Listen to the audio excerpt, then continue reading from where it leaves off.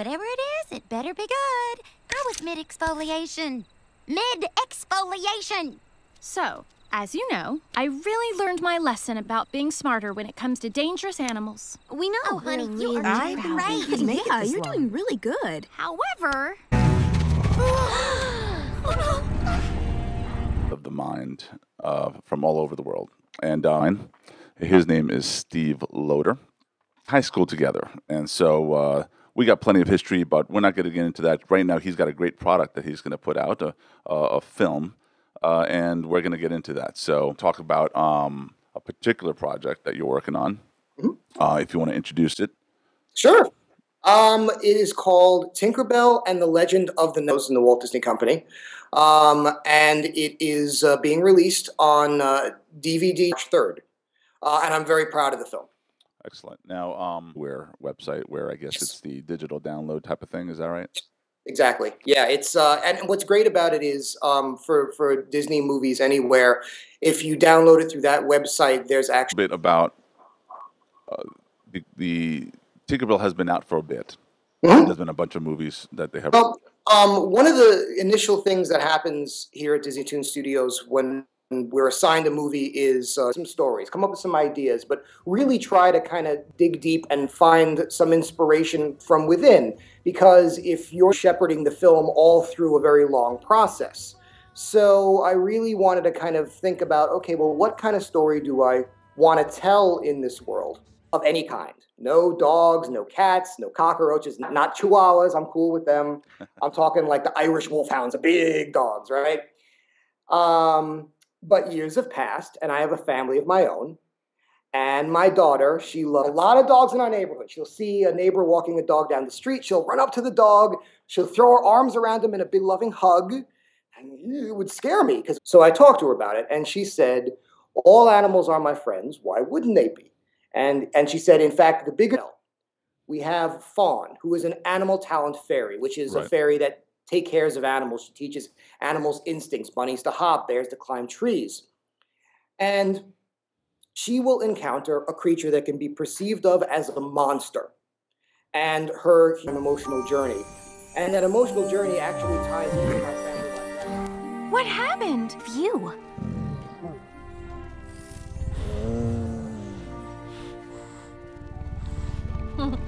I missed you too, Gruff. And shoots lightning to destroy Pixie Hollow. So now she thinks he's some kind of monster. I know, crazy, right?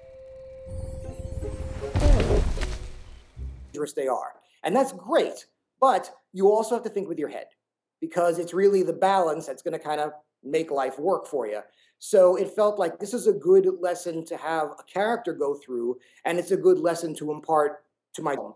And as the film kind of goes on, you have your antagonist, who is this character named Nyx, and she's a scout fairy, and her job is to defend Pixie Hollow and protect all the fairies in Pixie Hollow. So they have two very different world views. Nyx is of a belief that, protect the fairies, and Fawn is saying, if this is an animal in need, dangerous or not, I'm going to help him. And even woven into an antagonist-protagonist situation, that's still my family life. Because Nyx is a character, she's overprotective in the world of Pixie Hollow. That's me as the overprotective helicopter parent. I'm the parent at the gym saying, don't go on the monkey bars. There's germs on there. Don't do this. Don't do that. So it was really easy to kind of delve into my own personal life and work out the film story through that, because it's an endless well of material if you're willing to kind of expose your own personal life to a fictional story. So who is the queen then? The queen basically is the voice of reason. She is the character that's in your head that basically is the angel on your shoulder. So it's so basically, yes, she's the voice of reason. Okay. Now, I love the Never Beast. One outside of him being huge and adorable and stuff. Mm-hmm. Was there a particular dog that you saw that you got influenced by that as the character? The Never Beast is actually made up of a lot of different things. One of the things that I wanted to get across is I wanted to create an animal that no one's ever seen before. But then I started to realize that you need some level of recognition, some level of acceptability for you to kind of open yourself up to wanting to know more about this creature. So what we did is we combined familiar elements. He has the gait and the walk of a hippo or a rhino. He has coarse white fur like a yak. He has these floppy dog ears that kind of react like a dog's would. He has these beautiful deep set green eyes like a cow. Like when you look at a cow's eye, you see your reflection in the cow's eye, and you're pretty much projecting what you think the cow is thinking through your own reflection, right? So we took all of these. Oh, and he has this armadillo tail, which is really cool. The armadillo tail, he can hang on stuff, but it also moves like a cat's tail, so you can kind of tell what his mood is. You know, when a cat's like annoyed, you can see from the swishing. So we said, all right, well, let's put all these animals, all these elements of an animal together, because someone will be able to say, oh, my dog does that, or my cat does that. Oh, but my dog doesn't do that, or my cat doesn't do that. Oh, I saw an animal in a zoo that does that. So there's a level of acceptance when they see something that's familiar, and then when they see other elements that are not, they're kind of drawn to it. Well, I want to know more about that. And that's kind of how the Beast kind of got put together. But I also wanted to make sure he had a very distinct personality, because the Beast is, in a lot of ways, myself. He comes across as a slightly gruff, maybe a slightly difficult to get to know character, but then he warms up, and then he's, he can be your best friend. But it was really important for me that the Beast felt real, because he is basically the core of the story, and if we didn't pull him off, then the whole film wouldn't have worked. Even to the degree that we created in CG animation a rough version of a walk cycle, right? Because that's one of the important things you got to figure out early is walk cycles, because that if you do that wrong, that will ultimately pull your audience right out, right? It's got to feel real.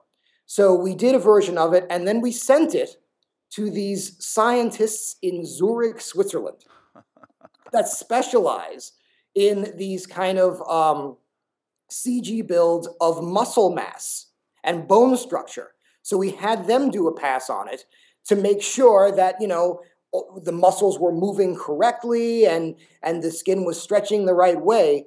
And I think it was very useful, because I think it turned out really quite realistic.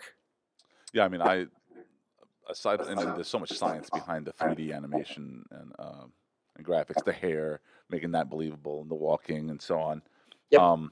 Now, you mentioned that you were working with John Lasseter, which, if everyone who is familiar with names in the industry, was in charge of Pixar and the stories in Pixar and so on. Yep. So how awesome was that for you? Oh, it's a dream come true. I mean, it's what's funny is it's slightly in the first day is slightly intimidating, because honestly, I think that Toy Story 2 is one of the best animated films of all time.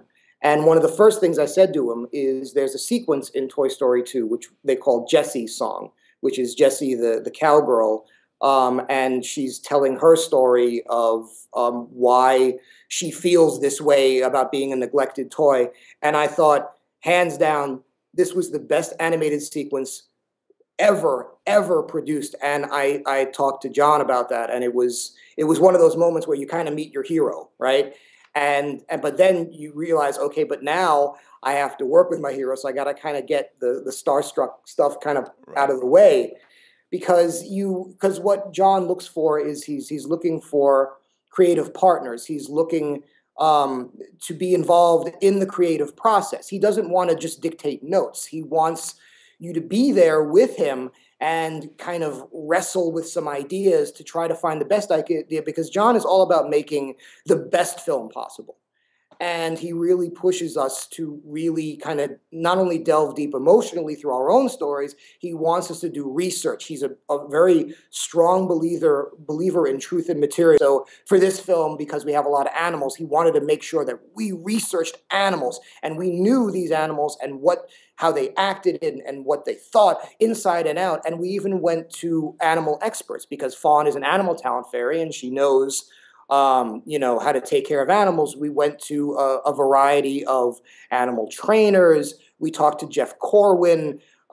We wanted to make sure that, we were completely accurate. So working with John is amazing. And there's moments where you start to realize exactly how brilliant he is. There was a point in the making of the film where everything was going very smoothly. The story was working. And it got to a point where John said, all right, your film structure works, but now you're missing the matchstick in Woody's holster. And I thought, well, what does that mean? And he told me that in Toy Story, when they made Toy Story, they kind of wrote themselves into a corner. And at the ending of the movie, if you remember that, you've got Buzz and Woody, and they are on a little remote controlled car, and you've got the moving truck that's going 1,000 miles an hour down the road, and they're trying to catch up to it because they got to get back with Andy. And there was a point in there where Woody had a matchstick in his holster. Buzz had a rocket on his back, right? So you as an audience thinks, okay, well, that's it. He's going to light the match, set off the rocket, he'll get on the truck, and everything is going to be great, right? And that's what you're supposed to think. But when Woody lights the matchstick, it blows out. And you go, what are they going to do now? How are they going to get out of this? I thought it was going to go this way.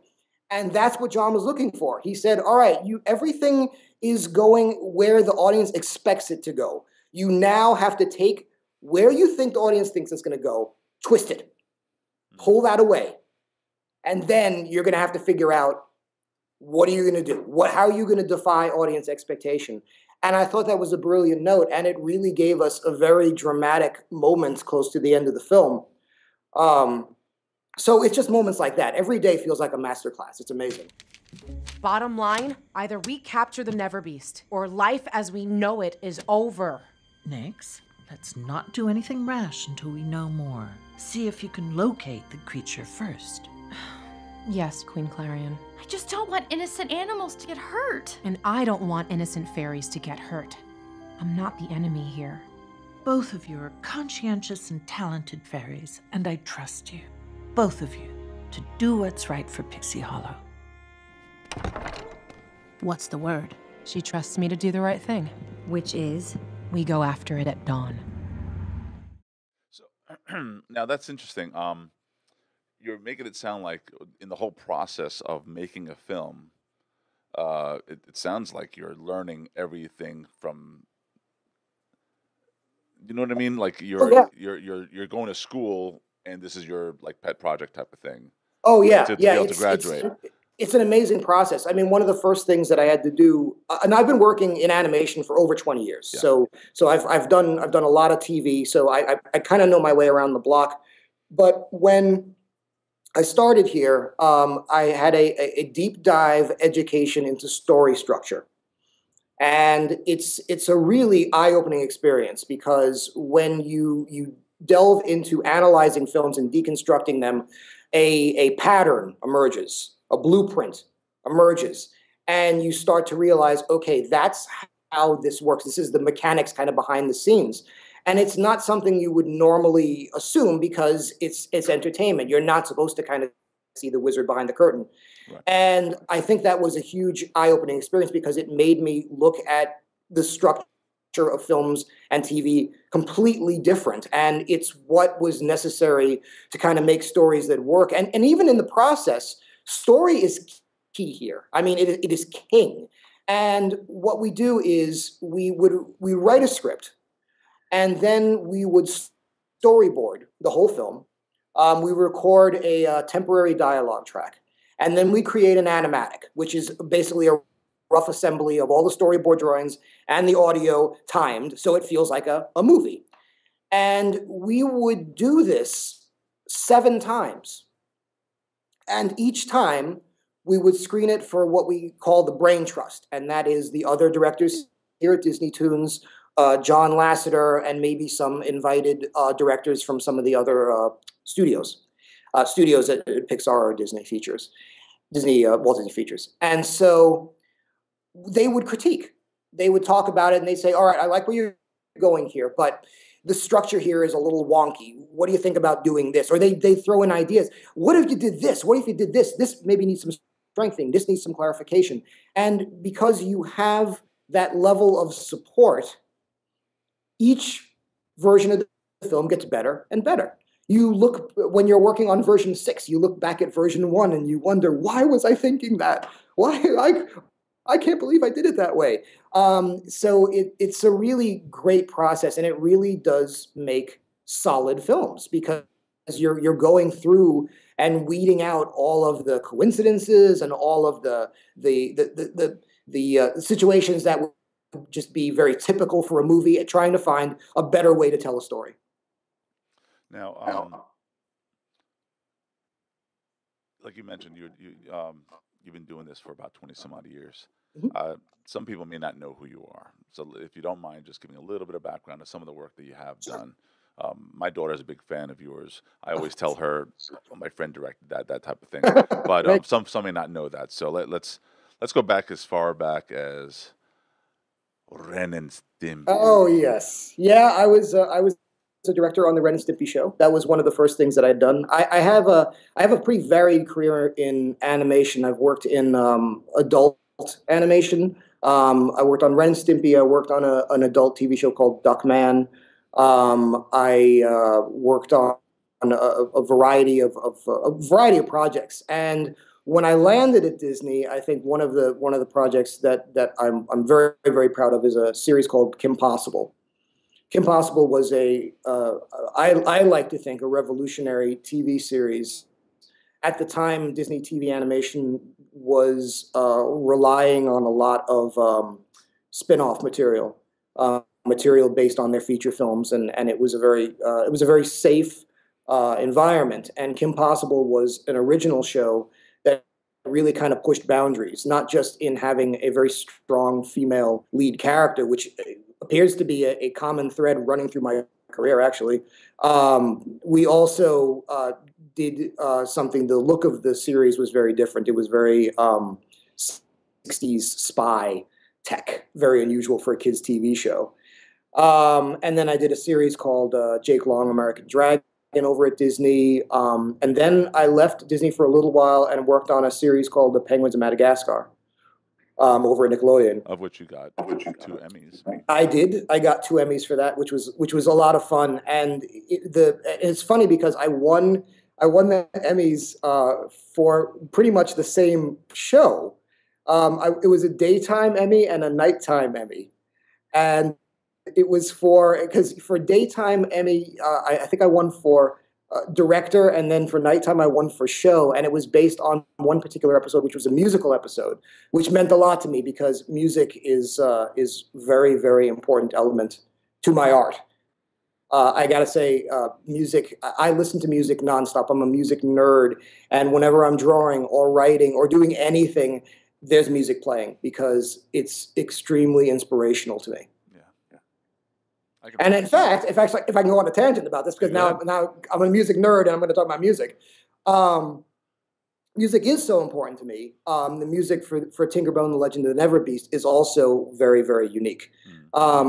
Knowing that I wanted to create a soundtrack that worked really, really well for the film, of course, but I wanted a soundtrack that I could play in my car that worked just as audio entertainment without the necessary support of the visuals.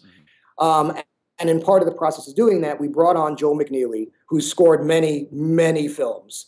And he worked on the other Fairies films. He's worked on many really great big Hollywood films. And he provided kind of the foundation. It's the emotional score, and it's very solid. It's very, very good.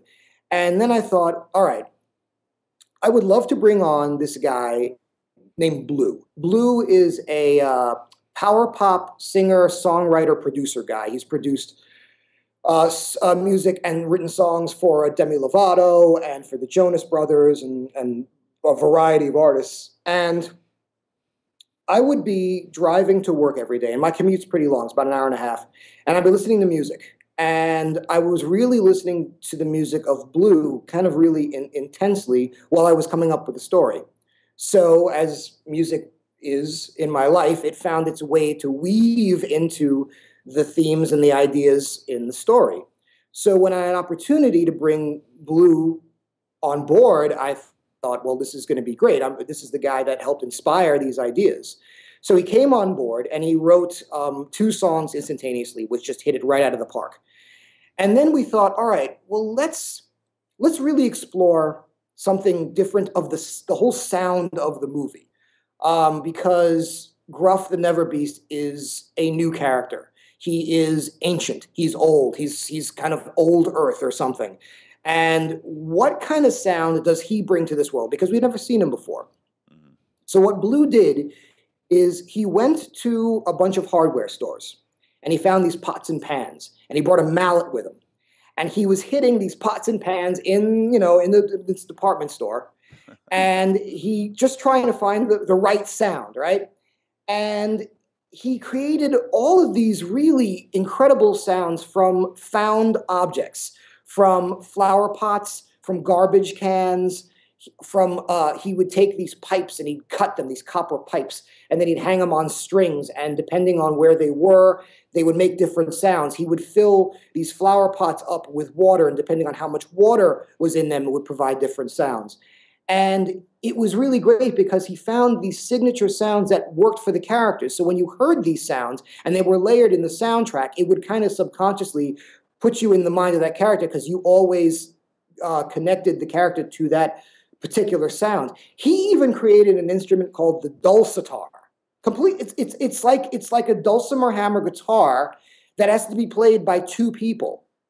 And it's this very, very unique sound. And I was really excited because if you listen to the soundtrack, it not only sounds unique in the world of Disney, it sounds unique to the world of soundtracks. It's really something absolutely different. Now, we had spoken earlier than this, and similar to what you're talking about in terms of the music and creating instruments, stuff like that, you also mentioned some animation technology. Yes. Yeah, we in what's funny is that with story being key here at Disney Toon Studio, we really try to not let we try not to hold back on the story. We try to be creative as possible and then find the technology to kind of fit the story. So when you're developing a movie about a 5-inch fairy and a 7-foot monster, you're probably going to run into some technical difficulties. And it's not just in staging and camera work, but the film is also produced in 3D, in stereo, and has been playing in Europe and overseas in this format. And I wanted to make sure that even the 3D stereo experience was something unique, something you hadn't seen before. So our stereographer was working with the film, and part of the process is he takes the scene and he has access to all the layers that you would have in a CG generated scene, and he would literally layer them out so that he could create his 3D process.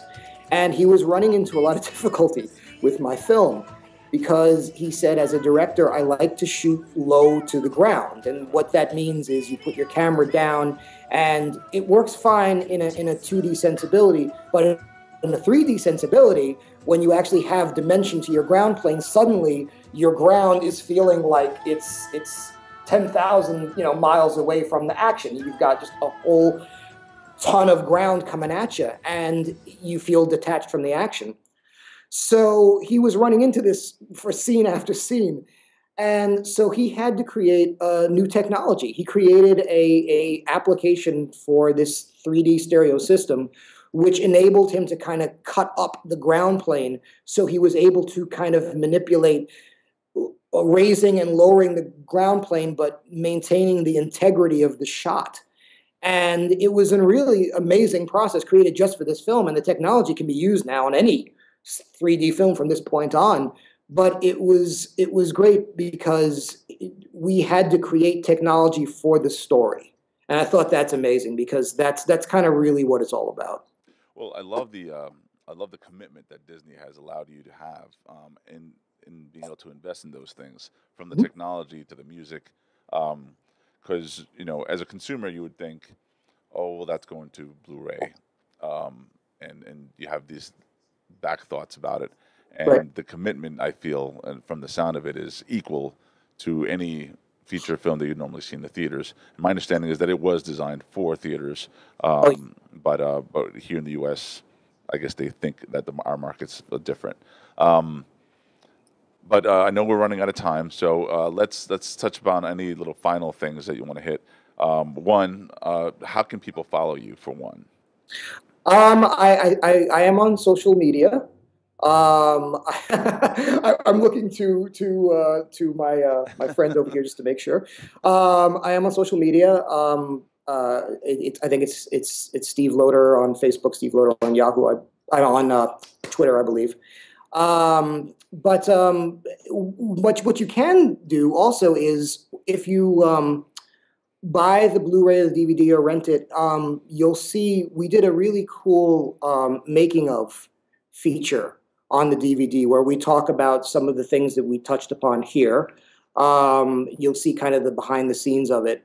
You'll also see my daughter, and we talked to her about being an inspiration for the film, because that really does kind of tie itself into the movie. You'll also see, and I know it's a Walmart exclusive, it's Make Music with Blue, and it's a separate DVD which is dedicated to the musical instruments he had to create just for this film. This has been an amazing journey for me, because it's taken over 4.5 years to make the film. Wow. And we don't look at it as a DVD or a Blu-ray or anything. We just look at it as a movie. Right, and that's what John's all about. You're making a movie. You're making something that's going to last forever, no matter what format people happen to see it in. So it has to, and those are the films my parents shared with me. I share with my children. Hopefully my children will share it with those children. That's stay with you. And this film does have that emotional roller coaster. It is surprising. Some of our reviews have been fantastic. There was a review we had in Ireland where the headline was "Tinkerbell and the Legend of the Never Beast makes grown men cry." Awesome. And it felt like, yeah, you got to be open to those kind of emotional experiences. Being blocked for life. And I know that seeing, like I said, Dumbo and Pinocchio and Bambi, it really did kind of propend. I want to be entertained as well. Right. I want to see a film that gets me emotionally involved in the story. I don't want to just for me and my wife and my kids. And so that was important for me, that this film kind of works for everybody. It works for my 13-year-old son. It works for my wife. It works for adults. Yeah, I heard that was one of the major differences is some of the other films felt like it was more appealing for children. But this one seems to really hit home in all fronts, from the parents, adults, and then, of course, the children. So, I understand that. It's a very different film. I think I was very fortunate. The emotion of this film is having that as a basis. And I think once you've got relatable, I think that then the story doesn't limit itself to children. It's open to everyone. A lot of things in respect to the film. Ladies and gentlemen, Tinkerbell and the Legend of the Never Beast. It's going to come out March 3rd, retail stores, as well as Disney Anywhere, as you can see on screen now. And make sure, if you do get it on the Disney Anywhere, I believe. Thank you so much. We will catch up again, Steve. The Artist Alley show is a new show again, and I'm going to be bringing those to. So keep watching, and all the websites for the Disney.